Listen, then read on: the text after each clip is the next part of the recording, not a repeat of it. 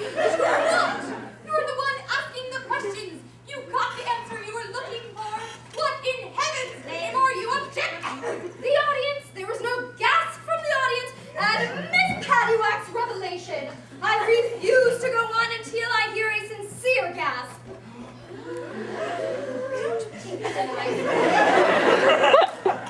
Your Honor, I refuse to go on until I hear a sincere gasp. Please!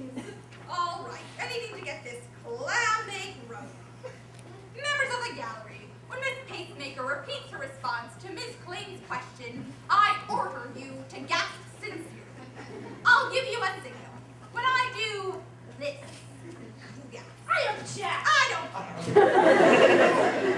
Miss Kling, repeat your question. You were backstage that night? I was. Happy? Yes, Your Honor. Continue, you loony bird. Miss Pooby-Doo, how were you disguised on the night in question? Since it was closing night, I wanted to make sure the actors and stagehands weren't pulling any final performance shenanigans, you know, mooning each other from the wings, filling on-stage water glasses with vodka, like that. So, I arrived 2 hours early and disguised myself as Gus, the lovable doorman. Way, Arnold, way.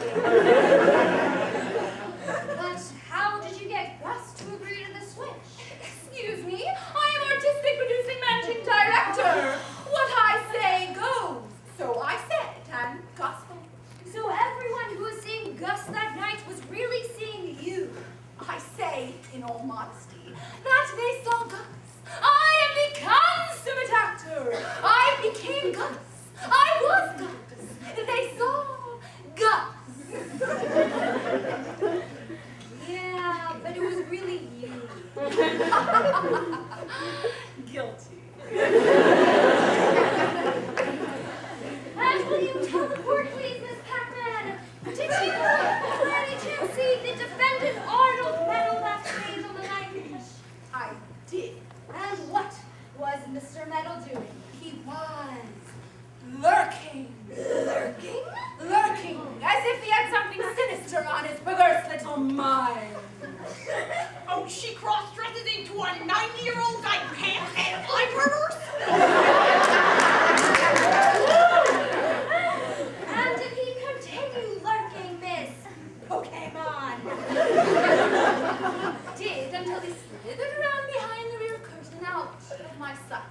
And did he remain out of your sight, Miss Pata-Pitchy? Not seconds later, I saw a figure crawling along the grid of flies, facing its way to the stage left sandbag. And can you describe this figure for us? I can. It was precisely Mr. Meadow's height and build. And what then did that shadowy figure do? This shadowy figure crawled to the sandbag, and then, during the bombastic instrumental crescendo leading up to the final moment of the rousing so long-weary number, he pushed the sandbag off the grid of the stage. It plummeted to the floor, demolishing my leading lady. Well, Miss P, why didn't you scream? My scream went unheeded as I mentioned the instrumental crescendo was bombastic.